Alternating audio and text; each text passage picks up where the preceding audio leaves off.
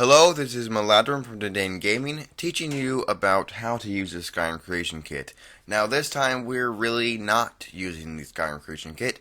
We are really kicking off our custom weapon miniseries here, and this can also go for armor or another mesh, but we're just going to show you how to use Blender to create your own sword for Skyrim. And this takes time, so get ready. Now, if you don't have Blender installed, go ahead and install it. If you're looking for a very powerful engine and you don't have a lot of money, this is where you go. This is as good as freeware gets, guys, when it comes to modeling. Let's talk about how to make a sword in Blender. Now, I may rush through some of these parts. I may not explain these a bit thoroughly enough. So if I don't, go ahead and look up on how to make your own models in Blender. Get used to it, learn the controls, set up your own controls and preferences.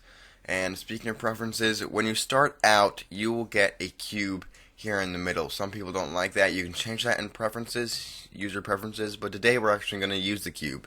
So if you don't have the cube, go ahead and hit Shift A and cube. And a couple more things before we get started.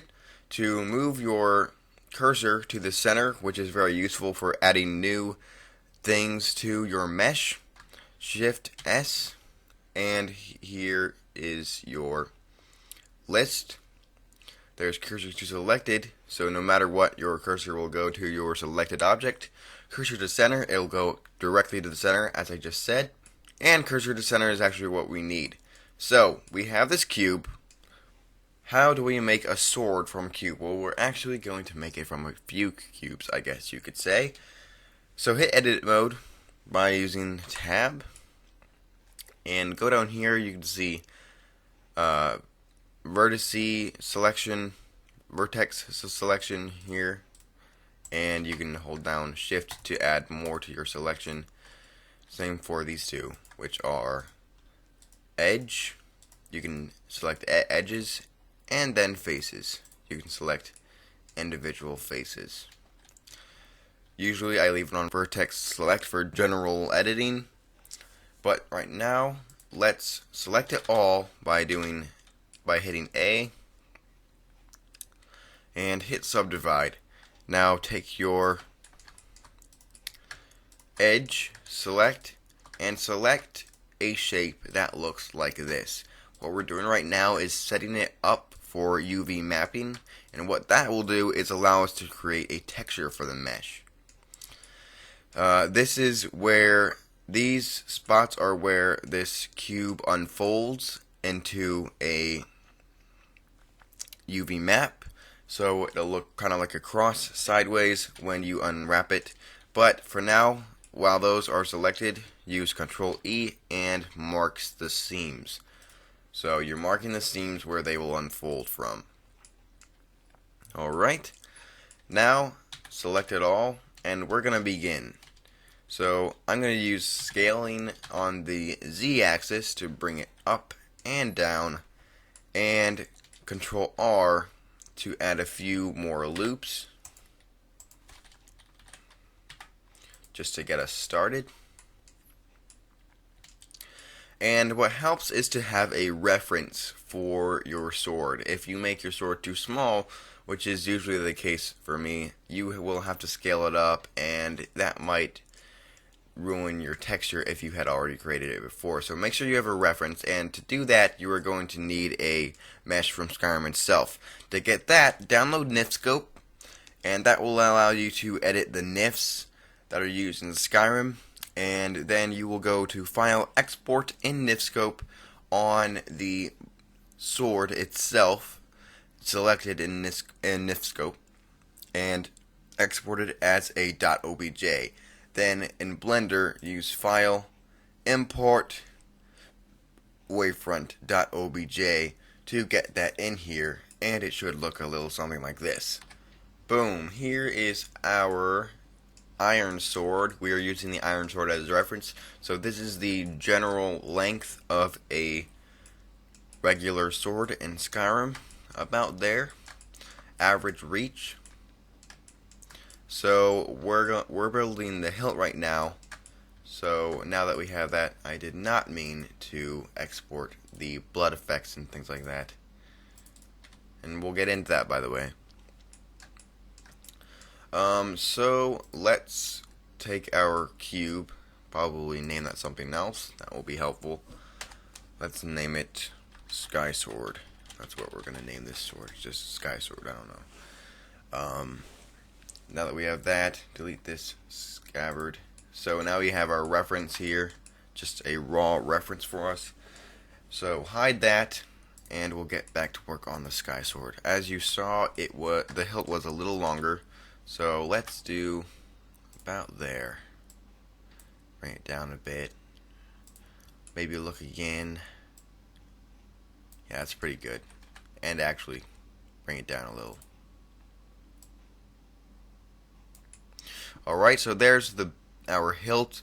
Of course, it's not going to be a cube. I know what you're thinking. BlazeLeeDragon, that's going to look so dumb, like some Minecraft piece of crap. But no, we don't want that. So, get rid of this, or hide it at least, for later. And go back to edit mode. And when you're in edit mode, go ahead and select the corners again. Should have done this earlier before we scaled it up, but should be fine. And scale, and then hold down shift and do XZ, and that will allow you to bring it in. Whoops, didn't get those. And that will allow you to bring it in to about right there, about a circle, a good looking circle. And when you hit smooth over here in the shading, it'll look pretty nice. And you can edit that to your liking to make it a little more circular. You can subdivide it more. Actually, subdividing does a lot of things. Like as you can see, you just got a lot of new faces that can make it more difficult in game. Because something that has that many may make your game a little slow. Or that is, if you have that many on every part of your sword, that won't be very fun, will it? And it won't, and it will also make things a little more interminable when you are painting the texture in Blender. So let's not do that. Go ahead and set up your UV just real quick. UV image editor down here, and you unwrap. And to do this, make sure you're in edit mode. Unwrap. As you can see, we now have the UV for our hilt. Now we're just going to make a couple of edits here. I'm going to use Z select to make sure I can choose what I want here. Let's just select a couple of these and make them a little more indented to give the hilt a more unique look.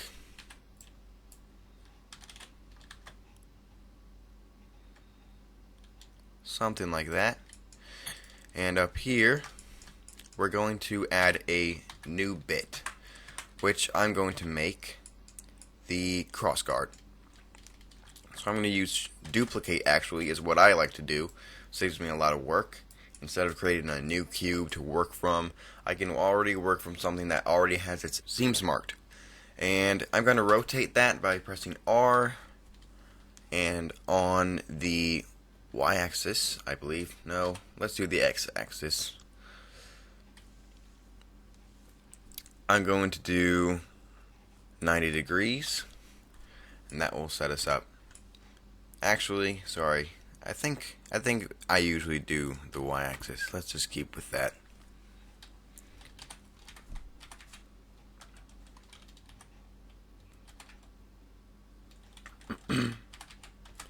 Alright, there we go. Now that we've got that, scale that up just a bit so that it doesn't look weird right here. That doesn't look so great, does it? Scale that up a bit. And you can, again, restrict that to certain axes. I'm going to restrict it to the Y-axis.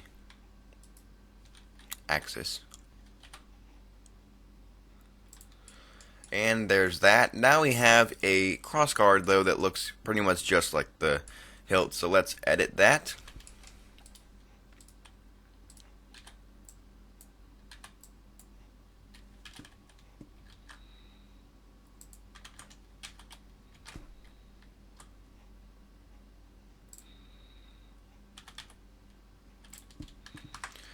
Now we have a bit more of a ridged look to this, but not as indented as the hilt. Let's edit the ends to make it more unique. And there's our crossguard. Looks pretty nice, in my opinion.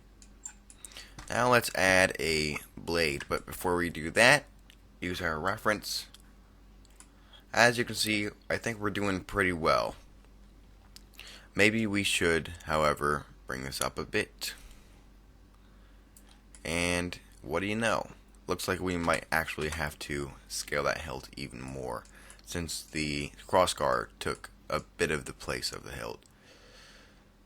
And so, grow that away, and select one of the vertices on the hilt, then scale it. Actually, let's select it all and scale it. That'll actually be better. Then scale it a little more.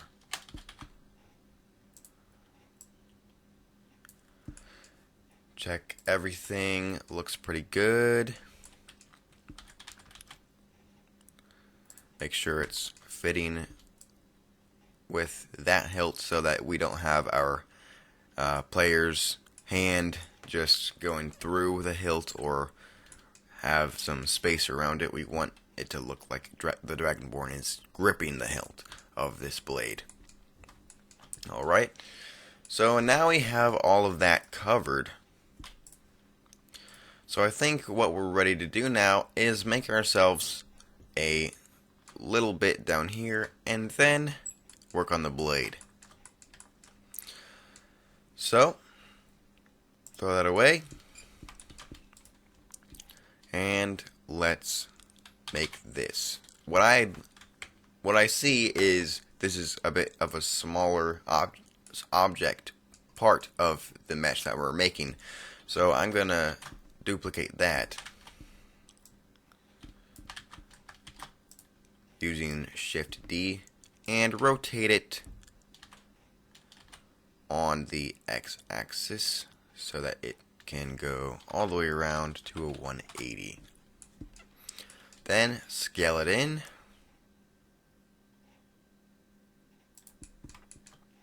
Bring it down. Make some edits so it doesn't look like we just took that from the crossguard.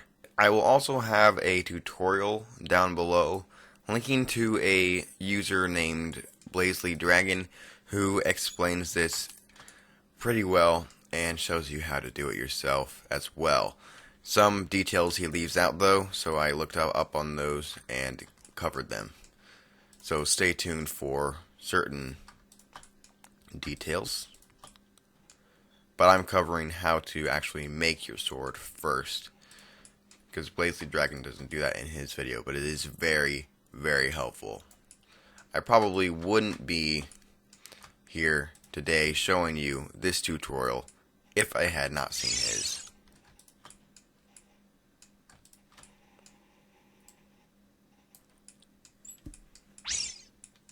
Alright, now what we're going to do is UV unwrap this again. As you can see, because our seams were marked, we still have everything intact. Now there are ways to get it not intact and not looking nice. So first let's save this and I'll show you what I mean. So I'm going to do Sky Sword. So skysword.blend, save Blender file. Let's, for instance, select here, okay? Use E to extrude it to make it longer, and it will copy the same things. It won't just go out here and then continue on. It'll only copy these. So you would have to delete this, and put a couple more marked seams in here and there. And it could still mess up your UV then, so I will unwrap this just to show you what I mean. You can get very small things or things that are expansive, which causes other areas to be small. Oh, no, there it is. There it is. That's what we just did. See this right here, you can even see it resembles the same spot, is this. What we just did was we made that really small. And that means when we do the texture, it'll just look like one solid color or a blur of shades of one color. And that will not look good. So keep in mind, if you're editing and you mess up the UV, that can be bad for you. So if you do mess up the UV kind of on, or if that's a side effect of something you need to do, just make sure you fix it. And wherever it would unfold is marked as a seam and nowhere else. So now that we've covered that, let's open that back up.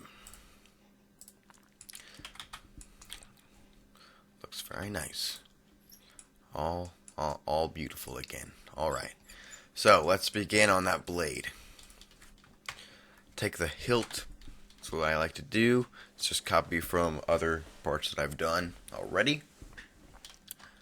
Duplicate that, bring that up, scale it on the x-axis like so. Alright, let's see our reference just to be sure. And it goes even higher than that, and that's why we have a few down here we need to edit.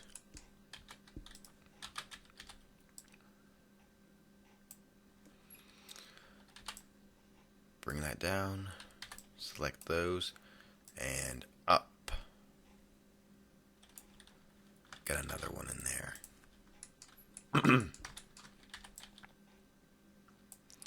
Pulled. Alright, so we now have our blade created. We may want, however, to smooth our mesh out.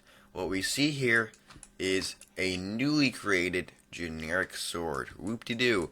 Now we can get more detailed with this, but as I've said before, this is about learning the concepts, learning how to get this in game. So if you're interested in making this all a bit more, then go ahead and